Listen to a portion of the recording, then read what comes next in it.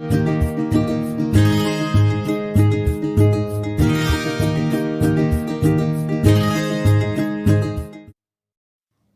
children, welcome back to the physical science class.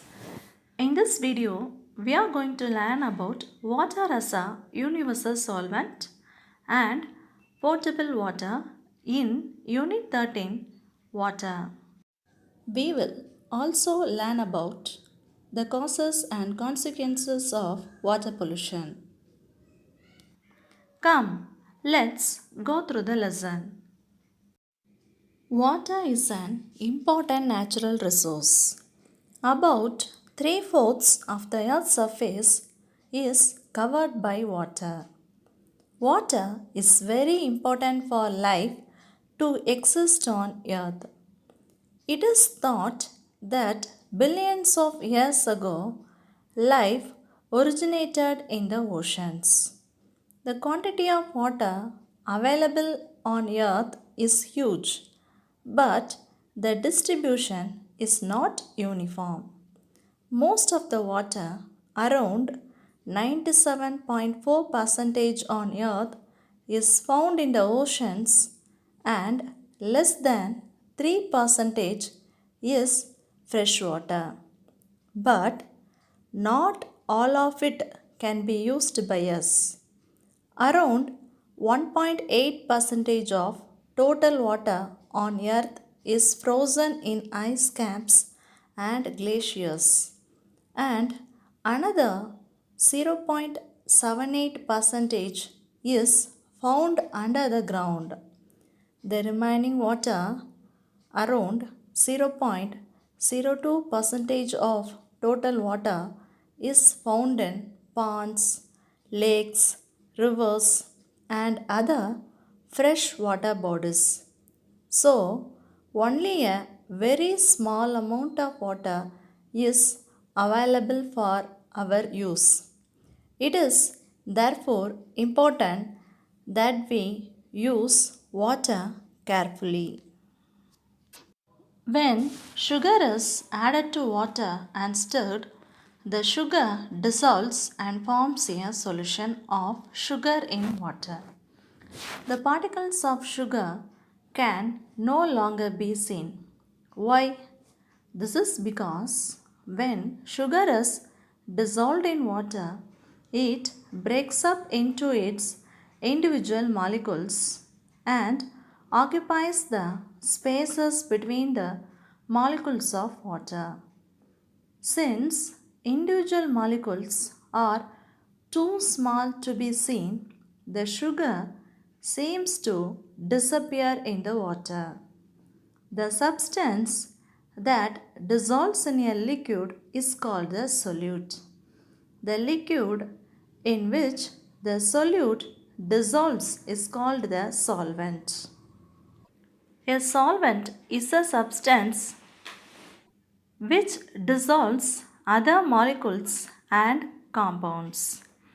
For example, in a salt solution, water is the solvent and salt is the solute. Water has a unique property to dissolve more substances than any other liquids. It can dissolve solids such as salt and sugar, liquids such as honey and milk, and gases such as oxygen and carbon dioxide in it. Water can dissolve more number of substances than any other solvent. Water can dissolve a large number of substances in it. Therefore, water is called as universal solvent. Let us perform an activity.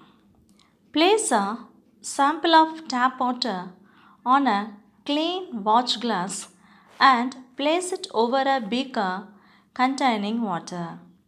Boil the water in the beaker. When all the water has evaporated from the watch glass, remove it from the burner and let it cool. What do you see on the watch glass?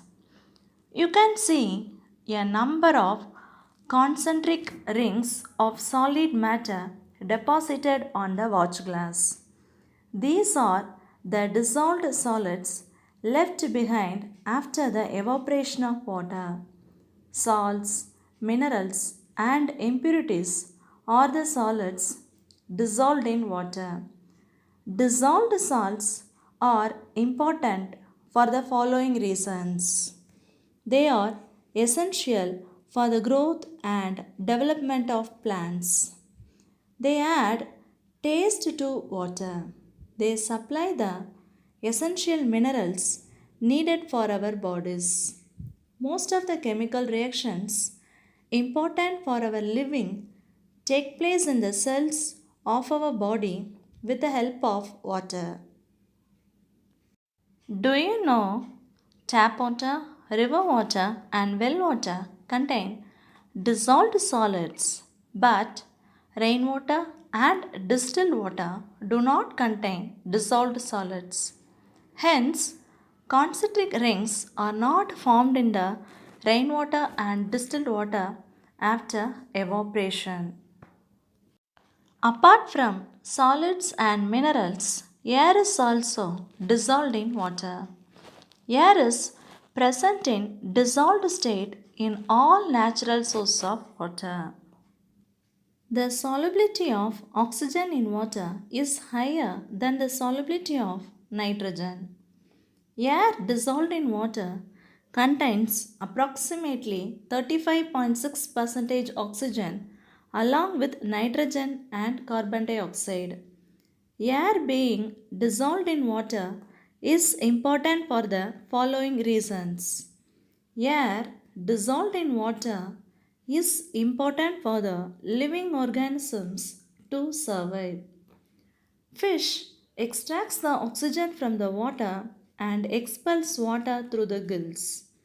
Fish can survive in water only through the dissolved oxygen present in water. Animals as well as plants need water to survive and grow. Water is used to transport nutrients and other materials within the animal or plant. All animals and plants contain large amounts of water. The blood in our body is mostly made up of water. Aquatic plants make use of dissolved carbon dioxide for photosynthesis. Plants need water to make food through photosynthesis. Seeds cannot germinate without water. Carbon dioxide dissolved in water reacts with limestone to form calcium bicarbonate. Marine organisms such as snails, oysters, etc. extract calcium carbonate from calcium bicarbonate to build their shells. Imagine you are swimming in the sea and by accident you swallow some seawater. How would you feel? You would probably feel like vomiting. The sensation of feeling nauseous is because of a lot of salt in the water. Every liter of seawater contains 35 grams of dissolved salts, most commonly known as sodium chloride. Such water is called saline water. It is not suitable for drinking and is said to be non potable water. The water suitable for drinking is called potable water. Every liter of potable water contains 1 to 2 grams of dissolved salts, mainly common salt. In addition to the common salt, there are small amounts of calcium, magnesium, potassium, copper, and zinc. The minerals in water give it a certain taste. In addition, these minerals are useful for our body's metabolism. Potable water also contains dissolved air. Do you know the salinity of water is more in the Dead Sea? It is actually a salt lake as it has a single source of water and is not connected to the ocean. It is landlocked and this causes the water to evaporate. This has led to a steady increase in its degree of salinity. Now, the salinity is so high such that the marine life cannot survive in it. This is why it is called the Dead Sea. The following are the characteristics of potable water. Potable water should be colorless and odorless. It should be transparent. Potable water should be free from harmful microorganisms such as bacteria, virus, and protozoa. Potable water should be free from suspended impurities. It should contain some minerals and salts necessary for our body and some dissolved gases to add taste.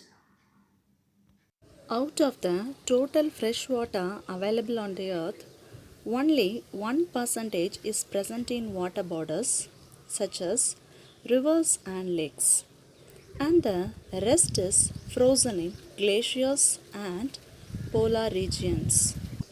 Water from these water bodies is unfit for drinking, cooking, washing, or bathing because it contains suspended and dissolved impurities. It also contains microorganisms such as bacteria. If this water is consumed without purifying, it can cause waterborne diseases such as typhoid and cholera. Therefore, before water reaches our homes, it is treated and purified to make it potable. In conventional water treatment plants, water is subjected to different processes for purification. These processes are discussed here. Sedimentation. Water from lakes or rivers is collected in large sedimentation tanks. There it is allowed to stand undisturbed so that suspended impurities settle down at the bottom of the tank. Sometimes a chemical substance such as potash alum is added to water to speed up the process of sedimentation. This process is known as loading. The particles of potash alum combine with the suspended impurities and make them settle down at a faster rate. Filtration. Water from the sedimentation tanks is then pumped to the filtration tanks. Filtration tanks contain filter beds made up of gravel, sand, pebbles, activated charcoal, and concrete. Water passes through these layers and becomes free from any remaining dissolved or suspended impurities completely. Sterilization. The filtered water is treated chemically to remove the remaining germs or bacteria. This process is called sterilization. The chemicals that are used in this process are chlorine and ozone. The process of adding chlorine in adequate amounts to water is called chlorination. The water from filtration tanks is pumped into chlorination tanks where chlorine is added to remove harmful bacteria and other germs. Ozonization is a process in which water is treated with ozone gas to kill the germs present in it. The sterilization of water can also be done by exposing it to air and sunlight. Oxygen from the air and sunlight destroy the germs present in water. Aeration is a process in which air under pressure is blown into filtered water. This also helps to kill the germs. Do you know every year 4.6 million children die due to diarrhea? Access to clean water improves hygiene and health. Now let's discuss about hardness of water. We use soaps and detergents to wash clothes. They form lather with water that quickens the process of removal of dirt from the cloths. Water contains a number of dissolved salts and minerals. When these salts are present in very small quantities in water, it is called soft water. In this water, soaps or detergents form lather easily. Sometimes minerals and salts are present in water in such a large quantity that soaps or detergents form a thick precipitate called scum instead of forming lather. This makes the removal of further dirt difficult. Such water is called hard water. Hardness of water is due to the presence of dissolved salts of calcium and magnesium. Hardness may be temporary or permanent. Temporary hardness is due to the presence of carbonate and bicarbonate salts of calcium and magnesium. Permanent hardness results due to the presence of chloride and sulfate salts of calcium and magnesium. The following are some of the disadvantages of hard water. They are: hard water is not good for washing clothes. It forms scum with soap and detergents, which makes the soap ineffective and also spoils the cloths further. Hard water damages the utensils and containers in which it is stored and forms a hard layer. Hard water forms scales on the machine parts used in industries and decreases their efficiency. Hard water results in stomach ailments if consumed for a long period. Different methods are followed to remove the hardness from water depending on whether it is temporary hardness or permanent hardness. Some of them are boiling, adding washing soda, ion exchange, and distillation. Temporary hardness is easily removed from water by boiling. When heated, the calcium hydrogen carbonate decomposes, producing insoluble calcium carbonate. The insoluble carbonates are then filtered and removed from water. This makes the hard water soft and fit for use. Washing soda is used to remove permanent hardness of water. Adding washing soda converts chlorides and sulfates into insoluble carbonates. These insoluble carbonates are removed by filtration. Another method used to remove the hardness of water is to pass it through a column of ion exchange resins where calcium and magnesium ions get replaced by sodium ions. This converts hard water into soft water. Temporary and permanent hardness both can be removed by the method of distillation.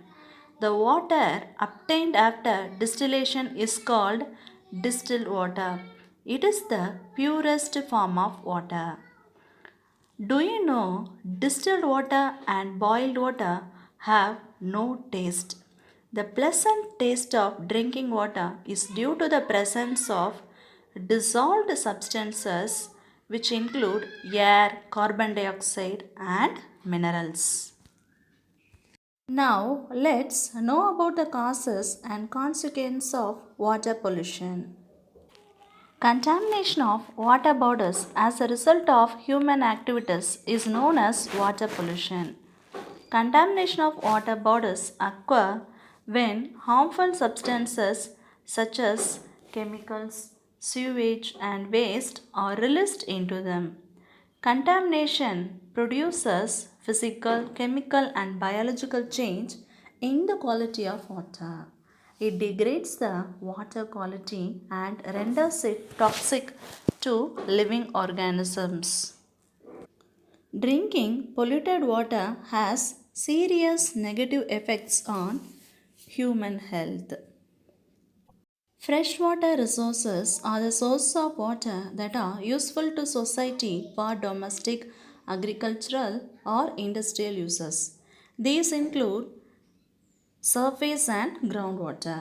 Examples of surface water include rivers, reservoirs, areas, and tanks. There are 17 major river basins in Tamil Nadu with 61 reservoirs and approximately 41,948 tanks.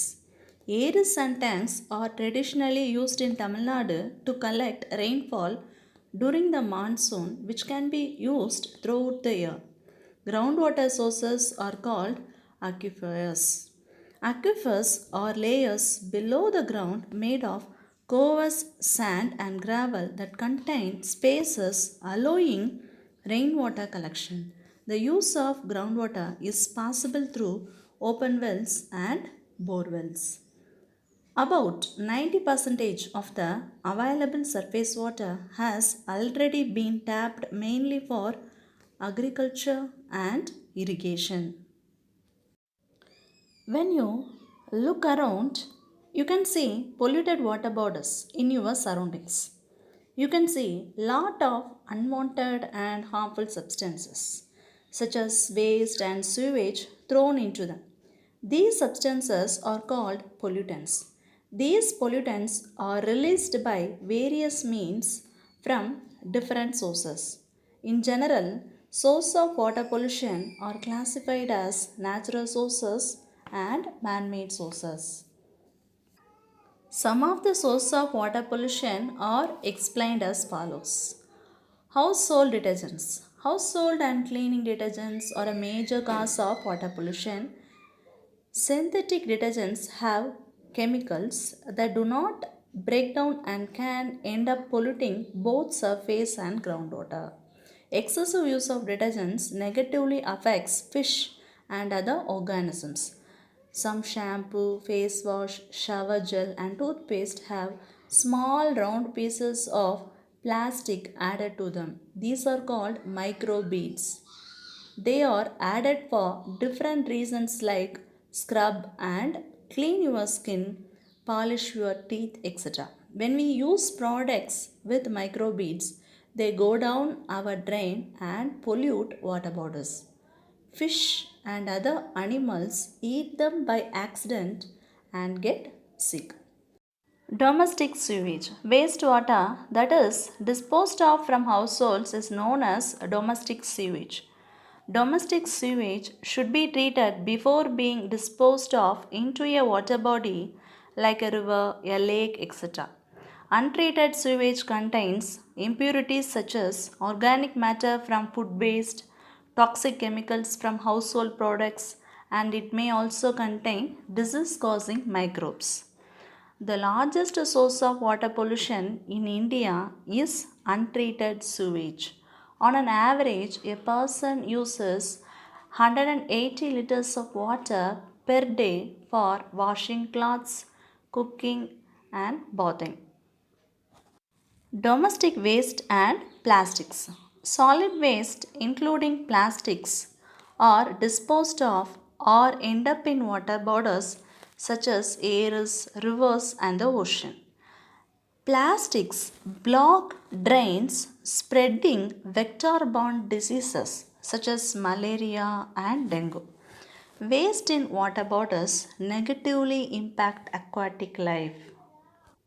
Plastic sheets are used in agriculture to grow vegetables. At the end of the season, these plastic sheets are plowed back into the soil. The plastic sheets break into tiny pieces and get eaten by earthworms, which is harmful to their health and that of soil. Agricultural activities.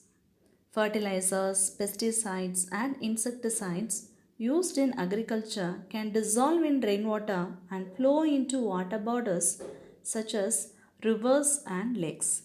This causes an excess of nutrients such as nitrates and phosphates, as well as toxic chemicals in water bodies, which is called eutrophication, and they can also be harmful to aquatic life.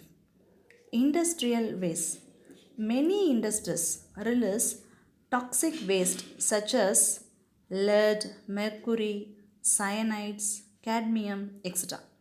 If this waste is unregulated and is released into water bodies, it negatively impacts humans, plants, animals, and aquatic life. Oil spills. There are large crude oil and natural gas reserves below the seabed. With the increasing exploration of crude oil in the oceans, accidents in drilling and transporting oil have also increased. Oil spills cause water pollution, which is harmful to aquatic life. The oil, which remains floating on the water surface, blocks sunshine, reduces the oxygen dissolved in water, and suffocates marine organisms. Thermal pollution.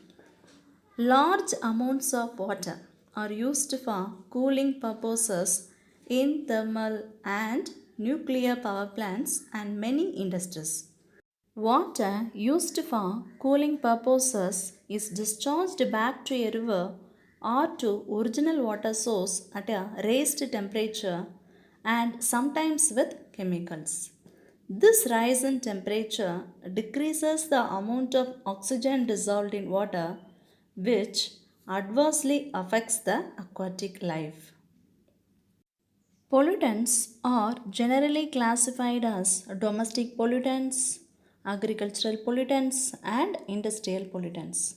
The source and effects of various water pollutants are listed in the table. Pollutant sodium sulfates and phosphates. Source detergents. Effects domestic. In humans, they cause developmental, reproductive, and neurotoxicity and endocrine disruption. Phosphates make bacteria and algae grow faster and use up all the dissolved oxygen. This leads to a decrease in animal and plant diversity. Pollutant plastic fibers and microbeads. Source plastic clothing and hair, beauty and skin products. Effects domestic.